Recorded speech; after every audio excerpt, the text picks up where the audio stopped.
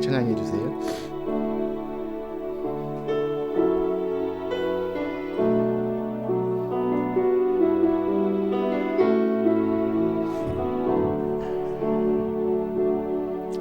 나는 아무것도 아닙니다. 주님의 사랑이 없으면 나는 아무것도 모릅니다. 주님의 지혜가 없으면 나는 아무것도 못합니다.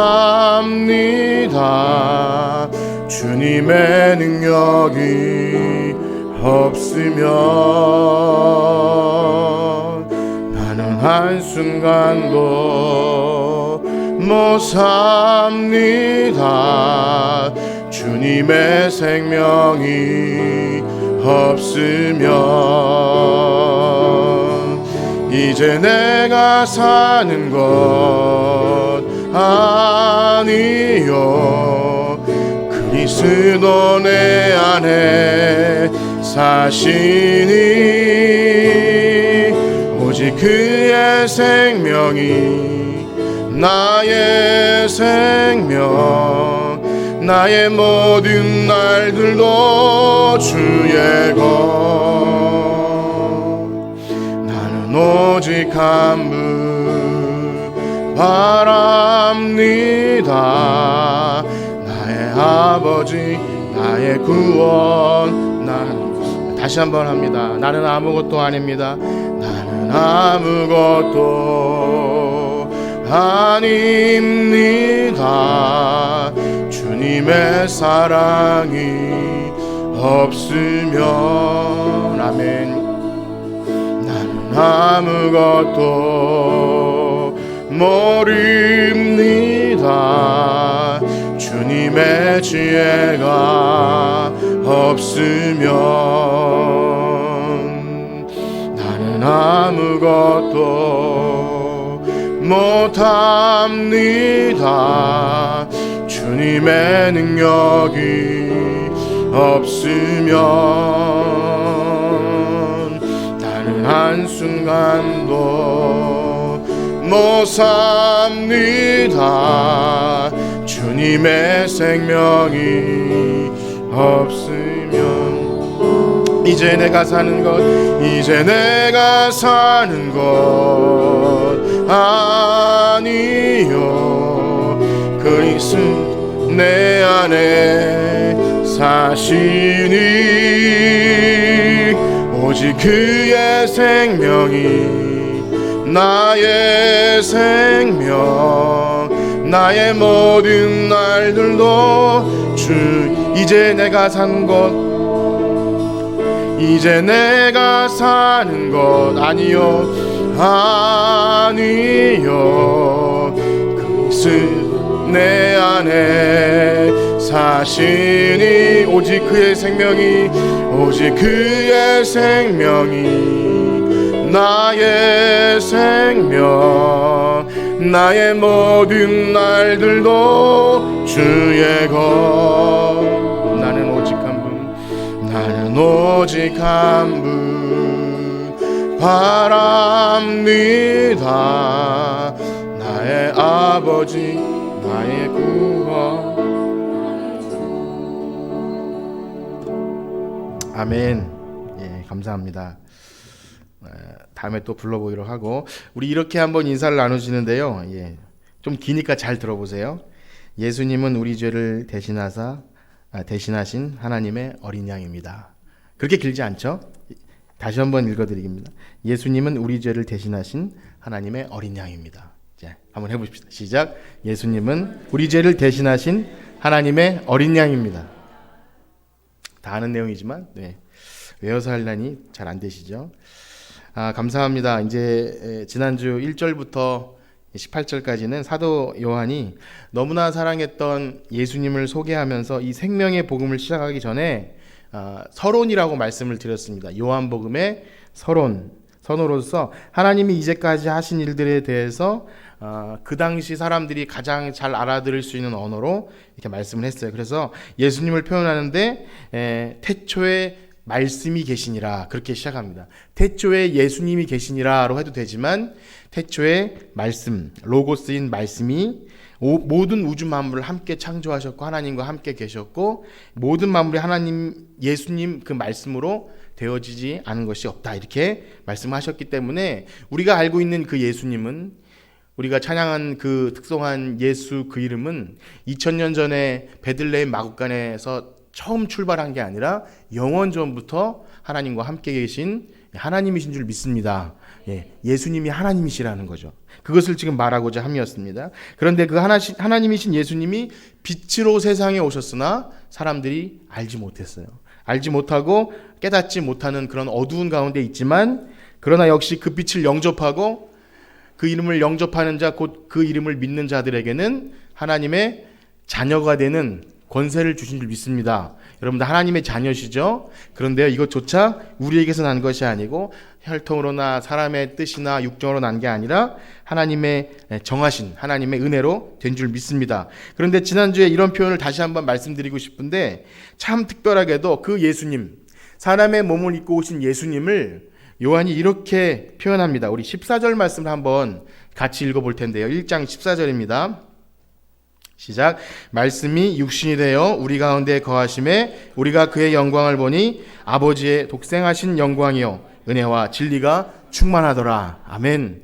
제가 이 말씀을 드리면서 말씀이 육신이 되어 이 참 이해할 수 없는 놀라운 진리가 거하심에 라는 그 표현으로 요한이 우리에게 이해하길 원했었는데 말씀드린 대로 이 거하심에 라는 표현은 이미 예수님께서 하나님께서 하나님이 너희를 만나 주시겠다 하는 표현으로 성막을 주시고 장막을 주셨는데 하나님이 거기에 임재하실 때마다 빽빽한 구름으로 내가 너희 가운데 거하겠다 하는 표현으로 그 표현이 쉐키나 이런 표현인데 그걸 거하심에로 여기서 당겼었어요. 그렇기 때문에 요한이 지금 말하고자 하는 거하심에라는 표현은 보이지 않는 하나님이 육신을 입고 우리 가운데 오셨다. 그러니까 우리는 이 표현을 들을 때 얼마나 그게 영광스러워야 된다고 그렇게 말씀드렸어요.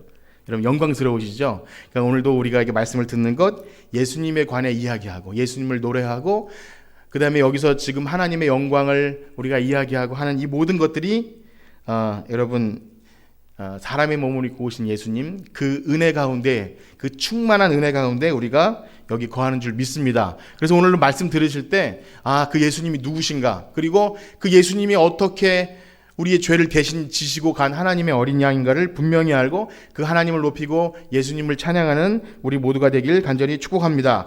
자, 이제 사도 요한은 서론을 마치고요. 예수님께서 진정한 하나님의 아들로 오심을 증언하기 위해서 지난주에 잠깐 언급한 세례 요한을 언급하는데요. 이 요한복음의 저자인 요한이 아니라 당시에 예수님 오실 길을 예비했던 그 세례 요한을 언급하면서 이제 예수님을 소개하는데 그게 왜 중요하냐면 하나님은요 누구를 보내시기에 앞서서 꼭 어떤 예언자 선지자를 보내시는데 역시 마찬가지로 이 메시아 그 옛날 말 히브리어는 메시아 헬라어는 그리스도 예수가 오시기 전에 구약에 많은 예언들이 있었고 마지막으로 어떤 예언이 있었냐면 바로 이 사람을 보내줄 거다 하는 예언이 있었기 때문에 지금 우리가 좀 살펴보게 될 세례 요한은요 예수님이 정말 하나님의 아들이심을 증언하는 너무 중요한 인물이라는 것입니다. 그렇기 때문에 오늘 19절에서 23절까지 다시 한번 읽어보겠습니다. 19절에서 23절 시작.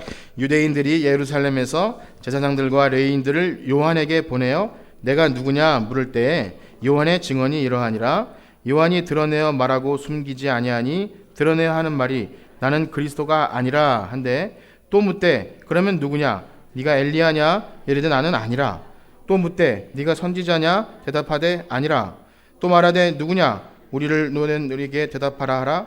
너는 내게 대하여 무엇이라 하느냐 이르되 나는 선지자 이사야의 말과 같이 주의 길을 곧게 하라고 광야에서 외치는 자의 소리로라 하니라. 아멘. 아까 전에도 말씀 읽고 지금도 읽었는데 혹시 반복되는 단어를 발견하셨나요? 반복되는 바로 이거죠. 누구냐? 아니라. 누구냐? 아니라. 이것이 보였다면 여러분들을 잘 읽으신 거예요. 누구냐? 19절에서 누구냐? 20절에서 아니라. 21절에서 누구냐? 또 아니라. 이것이 반복되는 것은 지금 여기 한글 문장엔 드러나지 않지만 원문으로 보면 지금 무엇을 드러내냐면 세례 요한에게 묻는 그들의 물음, 세례 요한의 답 누구냐? 아니라. 오늘 그것을 중심으로 볼 텐데, 그래서 사실 제목을 너는 누구냐? 그것으로 하고 싶었어요. 답은 나는 아무것도 아닙니다. 이런 건데요. 한번 볼 텐데, 유대인들이 지금 예루살렘에서 누구를 보냈냐면 제사장들과 레위인들을 보냅니다. 그 시대 종교 지도자들이죠. 뭐 목사님, 총회장, 장로님, 뭐 아주 굵직굵직한 종교 지도자들이 그들에게 보낸 거예요. 그러니까 그들은 기득권자라고 할 수 있고, 여기 나온 그 요한은요, 이 쿰란 공동체라고 하는 거 수도원 같은 데서 하나님의 말씀을 연구했던 그냥 아웃사이더 같은 존재였어요. 이름도 알아주지 않던 그런 존재가 갑자기 툭 튀어나왔어요. 툭 튀라 그러죠. 그러니까 전혀 예상치 않은 인물이 나와서 막 세례를 주고 막, 그러니까 이들에게 좀 뭔가 논쟁이 일어난 것 같아요. 그러니까 너는 누구냐 하는 이 물음, 또 나는 아니라 하는 물음은 이 당시 예수님이 오셨던 그 시대적 분위기를 나타내는데요. 먼저는요, 이들 세례 요한을 찾아온 이유는 표면적인 이유는 그렇습니다. 아까 말씀드린 대로 요한이 세례를 주고 회개하라 천국이 가까웠느니라 하는 그 메시지 속에서 이들이 무시할 수 없는, 이거 진짜 선지자인가 하는 두려움이 생겼어요. 왜냐하면 구약 성경이 말라기로 마치고 그 사이에 한 400년간 하나님의 계시가 임하지 않은 암흑기였어요. 그 사이에도 이 레위인이나 제사장이나 이런 사람들은 직업적으로 그냥 종교 예식을 행했던 그런 사람들이죠. 어쨌든 그렇게 했는데 자기네들이 본 말씀에 의하면 정말 말라기에서 보내주기로 한 선지자가 온 것 같은 그런 느낌이 드는 겁니다. 그래서 우리 구약 성경의 맨 마지막 책 말라기서 4장 5절 6절을 한번 보시겠는데요. 말라기 찾기는 아주 쉽습니다. 구약 성경 맨 끝에 있는데요. 한번 화면을 보시면서 읽어보겠습니다. 시작. 보라, 여호와의 크고 두려운 날에 이르기 전에 내가 선지자 엘리야를 너희에게 보내리니 그가 아버지의 마음을 자녀에게로 돌이키게 하고 자녀들의 마음을 그들의 아버지에게로 돌이키게 하리라. 돌이키지 아니하면 들었건대 내가 와서 저주로 그 땅을 칠까 하노라 하시니라. 아멘. 말라기는 구약의 맨 마지막 책이고요. 말씀드린 대로 이제 계시가 끊기는데 마지막으로 하신 말씀이 이제 예수님이 오실 때가 되면 엘리야 같은 선지자를 한 명 보낸다는 거예요. 그러니까 지금 이들은 혹시 이 지금 광야에서 세례를 주고 외치는 이 사람이 혹시 그 엘리야 같은 하나님이 보내시기로 한 선지자가 아닌가? 근데 그 가운데 뜬금없이 광야에서 회개를 선포하고 하나님 나라가 임하였다고 하니까 그 걱정되기 시작합니다. 그런데 여러분, 이 세례 요한의 존재는 그들에게 그냥 당신이 선지자입니까? 물어본 그 물음이 아니라, 생각해 보세요. 세례 요한만 아니었으면 그냥 아무도 신경 쓰지 않고 종교 예식을 행하면서 돈을 벌고, 여러분 당시에 예수님께서 이제 보시게 되겠지만 성전에서 들어가자마자 제일 먼저 한 일이 무엇인지 아십니까? 그 장사하는 상을 얻고 돈 바꾸는 자들을 채찍으로 막 치시면서 누가 이 성전을 강도의 소굴로 만들었느냐 하면서 막 책망하세요. 그것이 뭐냐면 그들이 그 성전 제사를 통해서 수입을 얻고 그들의 세를 굳건하게 했어요. 그런데 세례 요한의 등장은 눈에 가시인 거죠. 그가 나타나지 않기를 간절히 바랬는데 나타났기 때문에 지금 두려운 겁니다. 그래서 세례 요한의 메시지가 무엇인지 한번 좀 길지만 읽어볼 텐데 마태복음을 보겠습니다. 성경 자체가 굉장히 능력이 있기 때문에 제 말보다는 이 성경 말씀을 한번 읽어볼 텐데요. 마태복음 3장 1절에서 10절까지 세례 요한의 선포가 어떤 건지 한번 교독해보도록 하겠습니다. 제가 먼저 읽고 여러분들이 읽으시는데요. 자, 마태복음 3장 1절. 그때 세례 요한이 이르러 유대 광야에서 전파하여 말하되 그는 선지자 이사야를 통하여 말씀하신 자라 일렀으되 광야에 외치는 자의 소리가 있어 이르되 너희는 주의 길을 준비하라 그가 오실 길을 곧게 하라 하였느니라.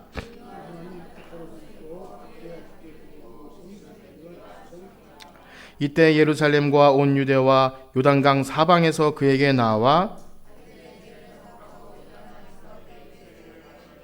요한이 많은 바리새인들과 사두개인들이 세례 베푸는 대로 오는 것을 보시고 이르시되 독사의 자식들아 누가 너희를 가르쳐 임박한 진노를 피하라 하더냐. 속으로 아브라함이 우리의 조상이라 생각하지 말라. 내가 너희에게 이르노니 하나님이 등이 이 돌들로도 아브라함의 자손이 되게 하시리라. 이미 도끼가 나무 뿌리에 놓였으니 좋은 열매를 맺지 아니하는 나마다 지켜 불에 던져지리라. 아멘. 여러분, 이 세례 요한의 선포와 독사의 자식들을 하는 것이 어떤 사람에게는 사이다 같은 외침이었겠지만 어떤 사람들에게는 아마 눈에 가시였을 거예요. 네가 뭔데? 이렇게 봤을 겁니다. 그래서 이 지금 방금 읽은 마태복음의 분위기로 보건대 방금 대제사장들과 이런 제사장들 세례 요한에게 보내서 너는 누구냐라고 물었던 그 사람들의 의도를 살펴보면 그들이 불편했겠습니까? 아니면 정말 선지자인지 정말 궁금해서 왔겠습니까? 여러분 잘 아실 거예요. 그러니까 그 질문을 좀 살펴보면 이런 겁니다. 지금 너는 누구냐라고 하는 것은 도대체 너는 뭔데 여길 이렇게 소란스럽게 했냐. 좀 확대 해석하면 이렇습니다. 속된을 들여다보면 네가 뭔데 이렇게 시끄럽게 하냐. 네가 조용히 있으면 우리는 아무 문제 없이 잘할 수 있는데 왜 평지풍파를 일으키느냐. 이런 그 입 좀 다물어라 이런 의미인 것 같습니다. 제가 좀 과한 해석을 한 것일까요? 네, 그렇지가 않죠. 결국 그 세례 요한의 입이 그의 명을 재촉했어요. 결국 그는 오래 가지 않아서 그 입 때문에 죽임을 당합니다. 그 입이 방정이라는 것이 아니라 담을 수가 없었던 거죠. 그는 소리이기 때문에 하나님이 전한 메시지를 전하지 않을 수 없어요. 죽음을 각오하고 한 것입니다. 그러나 예수님을 죽였던 그들은 세례 요한도 그렇게 처형합니다. 자, 그래서 먼저 이 너는 누구냐라고 물었던 그 물음에 좀 부정적인 의미로서 좀 우리가 살펴보길 원하는데요. 우리의 마음이 만약 이 종교 지도자들처럼 하나님의 말씀보다는 만약에 우리가 세속에 안주하거나 복지부동이라고 그러죠. 그냥 있는 상태가 좋아요. 좋은 의미로는 여기가 좋사온이라고 될 수 있지만 나쁜 의미로는 변화하지 않은 어떤 우리의 뭐랄까요, 좀 나태하고 게으른 혹은 그냥 주일만 왔다 갔다 하면서 연명하는 그런 상태였다면 회개하라. 그렇게 하면 안 된다. 이런 메시지는 굉장히 마음을 불편하게 하는 메시지가 될 것입니다. 그러한 측면에서 우리의 마음을 살펴보기 원하는데요. 어느 날 그 기독신문이 제가 기독신문을 이렇게 잘 보지는 않지만 고기를 먹기 위해 펼쳐진 기독신문 한 구덩이에서 어떤 제가 학교 다닐 때 배운 교수님이 이런 칼럼을 쓰셨는데 오늘날 한국 교회에 회개 메시지가 많이 줄어들었다, 거의 없다라고 그렇게 하시더라고요. 어떻게 하면 잘 살고 또 심리적으로 또 안정을 주고 복받고 어떻게 하면 성공하고 또 경제적인 이야기, 심금을 울리는 그래서 눈물을 쏙 빼는 이야기는 많이 하지만 회개하라, 천국이 가까웠다, 그렇게 살면 안 됩니다, 이런 메시지가 많이 줄어들었다는 거죠. 여러분 만약에 주일날마다 이런 메시지를 듣는다면 어떠시겠어요?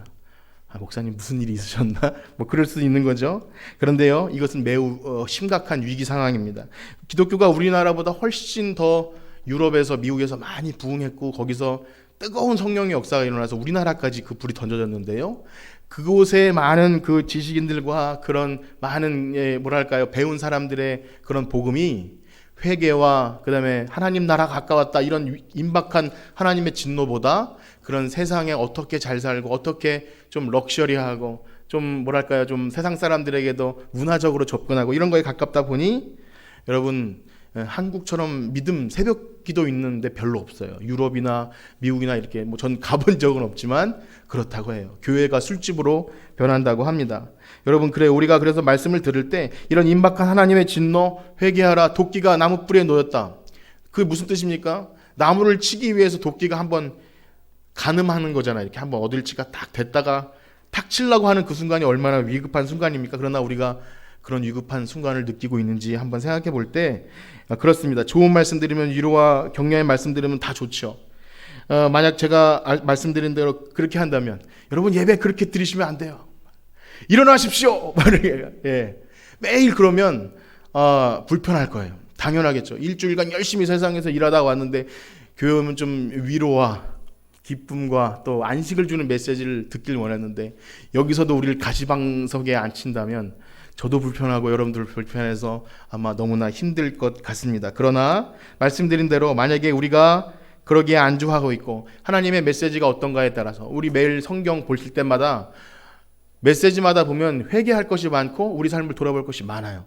그런데 저도 은근히 좀 뼈 아픈 것이 있으면 슬쩍 지나가려고 하고 좋은 것, 참 정말 감동스럽다 한 것에 멈출 때가 많이 있습니다. 그래서 말씀드리는 건 그래요. 바라기는요, 정말 말씀이 불편해도 우리 들을 귀 있는 자가 되어서 하나님의 말씀에 마음을 열고 아멘 하면서 또 회개하는 역사가 일어나길 축복합니다. 그러면요, 성령님 역사하셔서 우리 마음을 새롭게 하시고 결국 회복하게 하시고 하나님 믿는 자녀로 굳건하게 세워주실 줄 믿습니다. 자, 또 다른 면에서는요, 너는 누구냐 하는 이 세례 요한의 질문은 바로 오늘날 우리에게 하는 질문이에요. 아까는 그런 좀 안 좋은 목적으로 물었던 물음이라면 어쨌든 간에 그 물음은 오늘날 우리에게도 묻는다는 거예요. 어떤 의미냐면 세례 요한도 하나님이 보내신 사람이라는 거죠.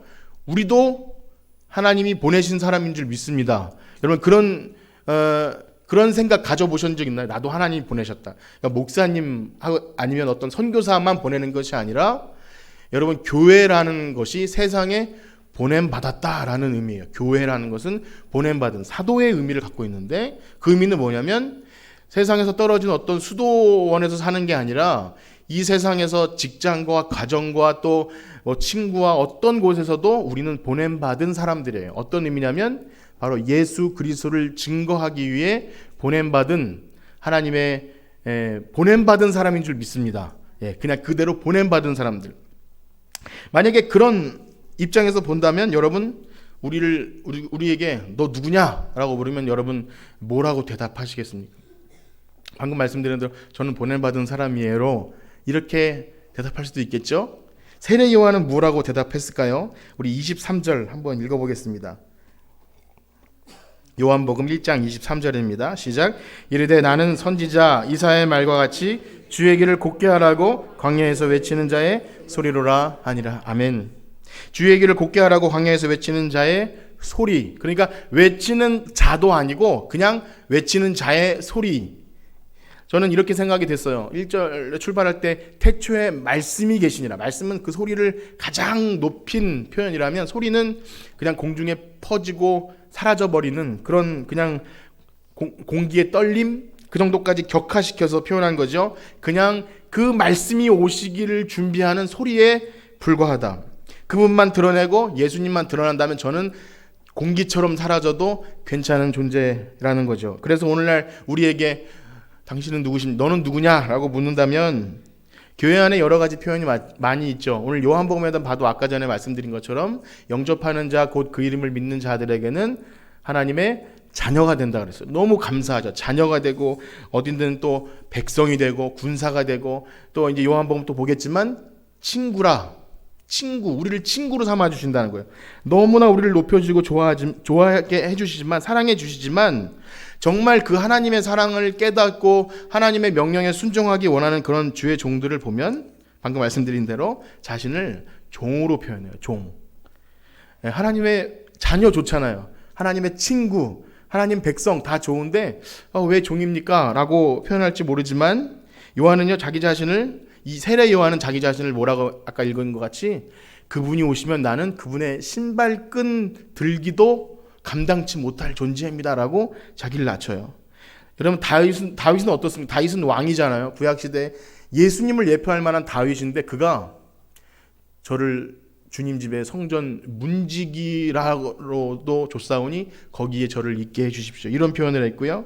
바울도요 자기를 죄인 중에 괴수 만물의 찢기 같은 존재인데 그래서 저를 만약에 사용해 주신다면 하나님의 생명의 복음을 전하는 일을 마치려 하면 나의 생명을 조금도 귀한 것으로 여기지 않겠다고 그렇게 자신을 낮춰요. 그것은 겸손한 척하는 거 아니라 하나님의 그 큰 사랑을 깨닫고 나의 그 추함을 깨달은 사람의 표현이라는 거죠. 그래서 이런 고백이 나올 수 있는 것은 진정 하나님을 만난 사람만이 할 수 있는 고백인 줄 믿습니다. 그래서 우리는 높임받길 원해요. 교회에서 나를 알아주길 원해요. 그러나 진짜 하나님을 만나게 되면 아까 부른 노래처럼 난 아무것도 아니었군요.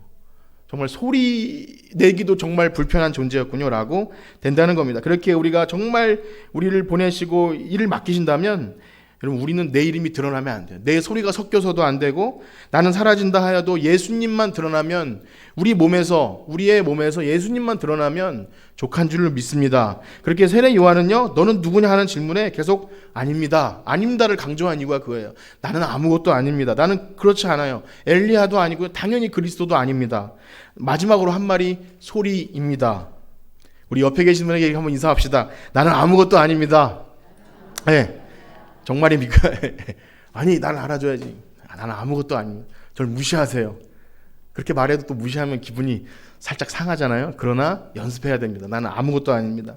누가 보면 무익한 종이 나오는데, 종은 원래 그렇게 물 길러주고 발 닦아주고 식사 대접해주고 주인이 챙겨주지 않아도 저는 원래 그런 종입니다 라고 했듯이 우리의 존재를 분명히 하는 건 너무나 중요하죠. 이 사실을 우리가 망각하면요, 주님의 명령으로 주님의 이름만 드러내는 그 사명, 꼭 설교자만이 아니라 여러분들이 각자 보냄받은 자리에서 그 사명을 망각하면요, 내 이름이 드러나기를 원하고, 그리고 내가 높아지고 내가 인정받으려고 하고 교묘하게 내 주장이 들어갑니다.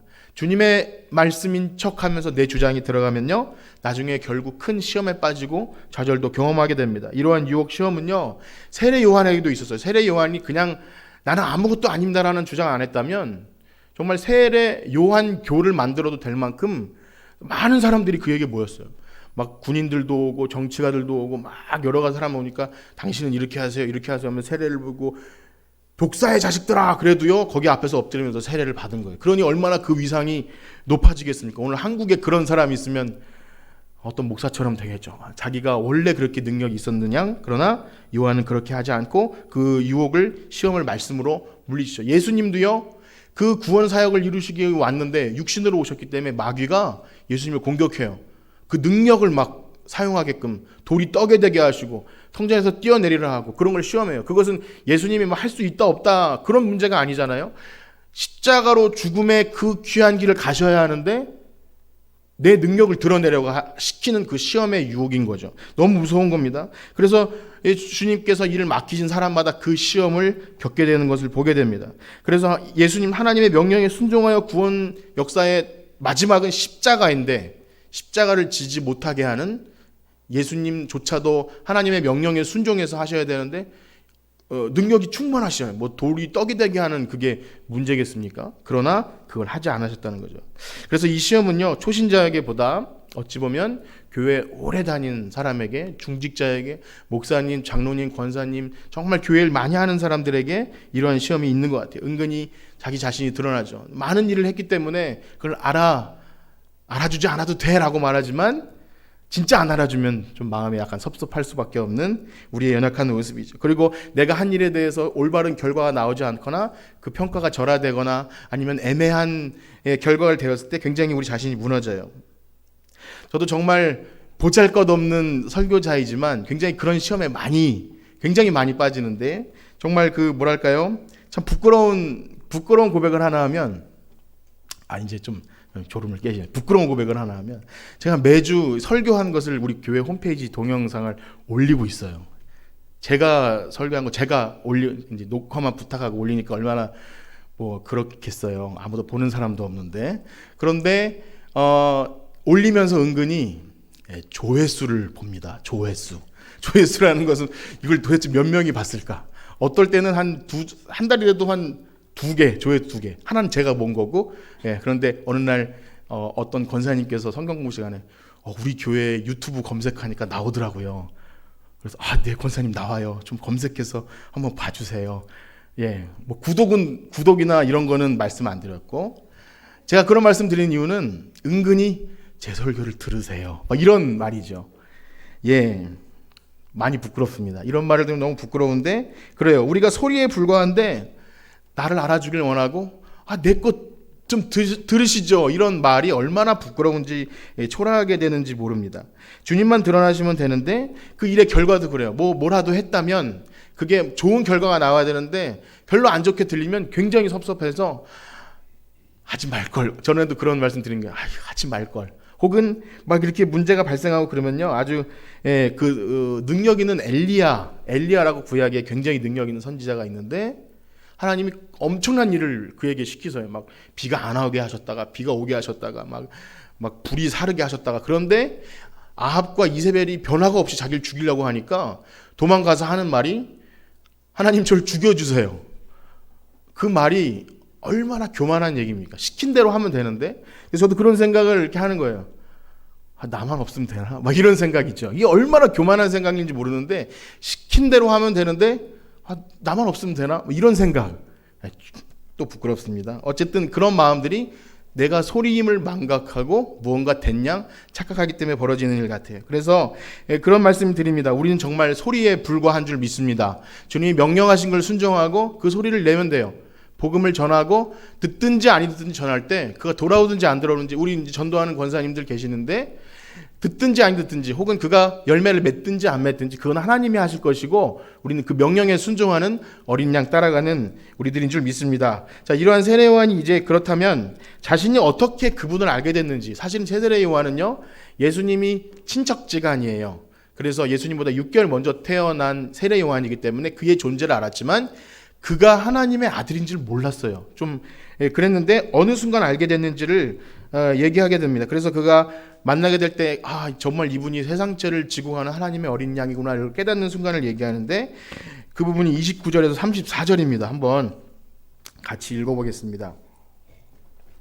요한복음 1장 29절에서 34절 시작. 이튿날 요한이 예수께서 자기에게 나오심을 보고 이르되 보라 세상죄를 지고 가는 하나님의 어린 양이로다. 내가 전에 말하기를 내 뒤에 오는 사람이 있는데 나보다 앞선 것은 그가 나보다 먼저 계심이라 한 것이 이 사람을 가리킴이라.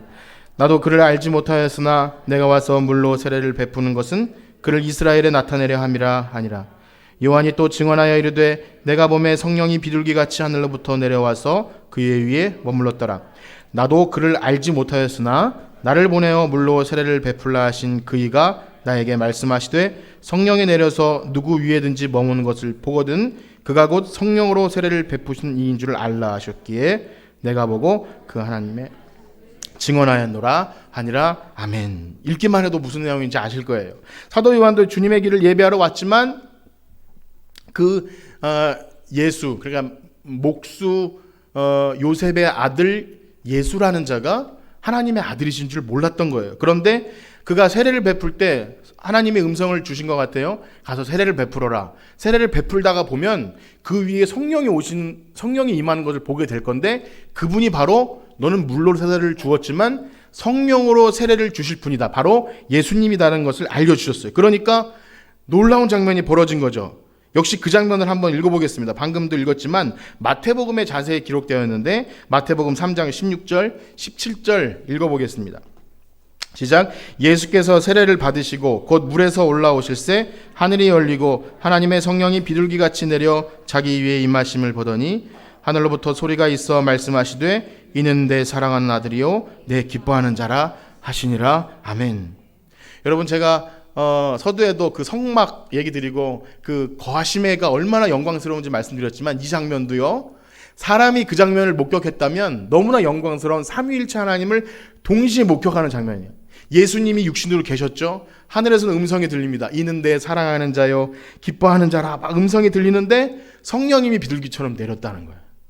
여러분 상상해보세요. 요한은 그 장면이 너무나 영광스러웠던 것 같아요. 그래서 이 장면을 통해서 세례 요한은 이 보내실, 내가 그동안 소리를 내서 준비했던 그분이 바로 예수님이시구나, 그것을 증언함이에요. 그래서 성경은요, 예수님이 하나님의 아들이심을 증언하기 위해 모든 것이 구성되어 있고, 여기 지금 제가 말씀드린 세례 요한의 모든 경험이 그가 증언하는 것이 내가 왜 이분을 예수님이라고 말하는지를 그의 입을 통해 증언하고, 많은 사람들이 세례 요한을 무시하지 못했기 때문에 세례 요한이 하는 말이 큰 역할을 하였던 거죠. 그래서 세례 요한이 그 장면을 본 것도 뭐 이적을 체험하고 영광스러움을 경험하는 것도 맞지만 중요한 건 예수님이 하나님의 아들이심을 증언하기 위함인 줄 믿습니다. 그래서 오늘 여러분 말씀드리시는 것도 목적은 한 가지예요. 바로 인간의 몸을 입고 오신 예수님이 우주 만물을 창조하신 영원 전부터 계신 하나님의 아들이심과 또 그분이 하나님이신 사실, 여러분 믿으시길 축복합니다. 그런데 이 사실조차 요한이 스스로 깨닫고 체득한 것이 아니라 뭐냐면 성령의 역사가 있었다는 거죠. 성령님이 비둘기처럼 내리시고 그분이 누군가 성령이 내리신 분이 있으면 그분이 예수님이다. 그래서 여러분, 우리가 예수님을 믿고 그분을 확신하는 것은요, 내가 열심히 성경 공부를 하고 혹은 교회 아주 열심히 다니고, 그것도 매우 중요한 일이지만 중요한 것은 성령님이 우리 안에서 말씀해 주시는 줄 믿습니다. 우리 고린도전서 12장 3절 말씀 한번 같이 읽겠습니다. 시작. 그러므로 내가 너희에게 알리노니 하나님의 영으로 말하는 자는 누구든지 예수를 저주할 자라 하지 아니하고 또 성령으로 아니하고는 누구든지 예수를 주제할 수 없느니라. 아멘. 여기 모인 모든 분들은 바로 예수님을 주로 고백하는 분들인 줄 믿습니다. 그러면 성령님이 계신 거예요. 성령님이 아니고서는 우리 입술에서 그런 고백을 나오게 할 수 없어요. 그리고 이제 새신자 교육도 하고 성경 공부를 하는데 여러분 아무리 공부를 많이 하고 말씀을 봐도요, 그건 당연히 해야 될 일이에요. 우리가 주님을 깊이 알아가기 위해 해야 될 일이지만 제가 믿게 해드릴 수도 없어요. 여러분들이 아무리 공부를 열심히 해도 그건 열심히 하셔야 되는 일이에요. 제가 드리는 말씀 오해하지 말고 잘 들으세요. 열심히 하셔야 되지만 이걸 믿으세요. 내가 할 때 나를 믿게 하시는 분은 성령님이시다. 여러분 그걸 믿게 되면요, 여러분 그 마음속에 성령님이 이루 말할 수 없는 능력으로 마음을 뜨겁게 하시고, 어떤 집사님이 그런 고백을 하세요.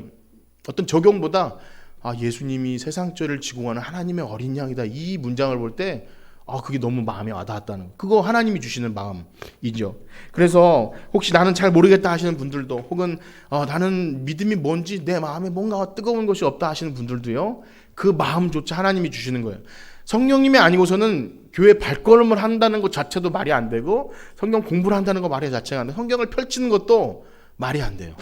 이거 아니라고 해버리면 그만이거든요. 그러나 그 마음속에 알기 원하는 마음, 또 사모하는 마음, 간절한 마음, 성령님께서 우리에게 믿음을 넣어주시는 줄 믿습니다. 자, 그런데 우리가 믿게 된 그 예수님에 관해서 그분이 하신 일 가운데 다 중요하지만 오늘 가장 마지막인데요, 우리에게 가장 효과적이고 중요한 사역이 무엇인지를 이제 말하는데, 먼저 1장 29절을 다시 한번 읽어보겠습니다. 1장 29절입니다. 요한복음 1장 29절 시작. 이튿날 요한이 예수께서 자기에게 나오심을 보고 이르되 보라, 세상 죄를 지고 가는 하나님의 어린 양이로다. 여러분, 왜 예수님을 어린 양으로 표현했을까요? 또 우리가 좀 다시 생각할 것은, 세상 죄를 지고 간다고 했을 때 꼭 십자가를 지고 가는 이미지를 상상하게 되는데, 사실은 지고 간다는 원래 뜻은요, 없이 한다는 뜻이에요. 그러니까 세상 죄를 처리해 버린다는 그런 뜻을 가지고 있습니다. 또 우리가 알듯이 이 양 얘기를 하면 당연히 출애굽기 보시면 10가지 재앙 중에 마지막 장자를 치는 재앙 앞에서 하나님께서 방법을 주시죠. 어린 양을 잡아서 피를 그 문설주와 임방에 바르면 내가 넘어가리라 할 때 그 유월절 어린 양, 그리고 제사 지낼 때 나를 위해서 대신 잡아 죽는 그 짐승 중에 양, 그리고 역시 오늘 이 부분을 읽고 마칠 텐데요, 이사야에 보면 아주 명확하게 그분에 대해서 묘사합니다. 오실 메시아에 대해서 이사야 53장 2절에서 7절 다 같이 한번 읽어보겠습니다. 이사야 53장 2절에서 7절입니다. 시작. 그는 주 앞에서 자라나기를 연한 순 같고 마른 땅에서 나온 뿌리 같아서 고운 모양도 없고 풍채도 없은즉 우리가 보기에 흠모할 만한 아름다운 것이 없도다. 그는 멸시를 받아 사람들에게 버림받았으며 간고를 많이 겪었으며 질고를 하는 자라. 마치 사람들이 그에게서 얼굴을 가리는 것 같이 멸시를 당하였고 우리를 그를 귀히 여기지 아니하였도다. 그는 실로 우리의 질고를 지고 우리의 슬픔을 당하였거늘 우리는 생각하기를 그는 징벌을 받아 하나님께 맞으며 고난을 당한다 하였노라. 그가 찔림은 우리의 허물 때문이요 그가 상함은 우리의 죄악 때문이라. 그가 징계를 받음으로 우리는 평화를 누리고 그가 채찍에 맞음으로 우리는 나음을 받았도다. 우리는 다 양 같아서 그릇 행하여 각기 제 길로 갔거늘 여호와께서는 우리 모두의 죄악을 그에게 담당시키셨도다. 그가 곤욕을 당하여도 괴로울 때에도 그의 입을 열지 아니하였으며 마치 도수장으로 끌려가는 어린 양과 같이 잠잠한 양같이 그의 입을 열지 아니하였도다. 아멘. 말씀을 마치시면서 지금 이사야 예언은 오실 예수님을 예언한 것입니다. 그래서 서두에 말씀드린 것처럼 우리는 소리에 불과하잖아요.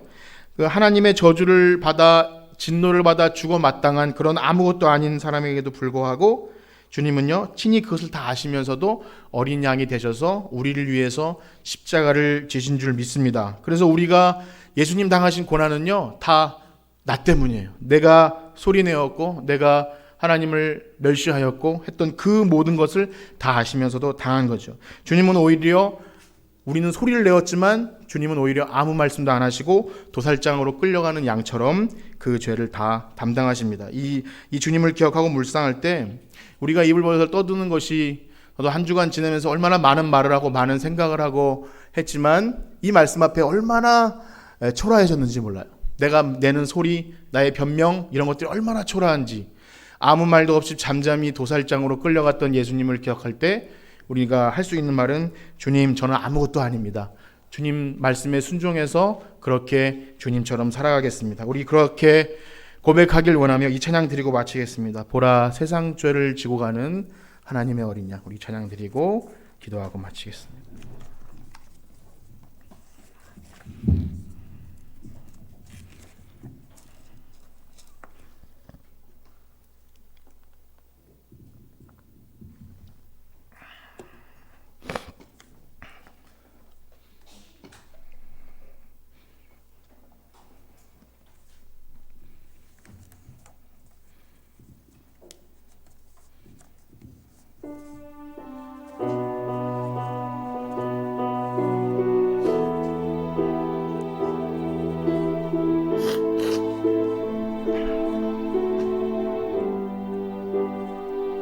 보라, 세상 죄를 지고 가는 하나님 어린 양, 하나님 어린 양, 그는 실로 우리의 질고를 지고 우리 슬픔을 당하셨다.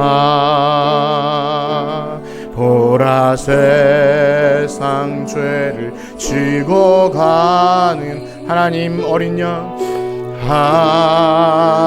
하나님 어린 양,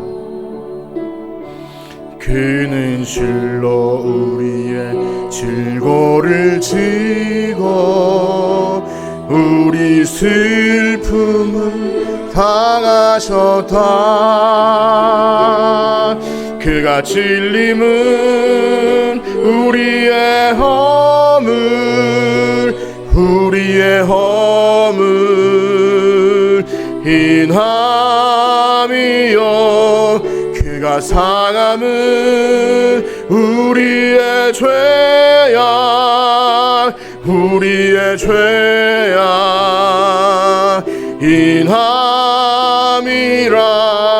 그가 징계를 받은 우리가 평안을 이고, 그가 채찍에 맞음으로 우리 나음을 입었도다. 나음을 입었도다. 나음을 입었도다. 나음을 입었도다.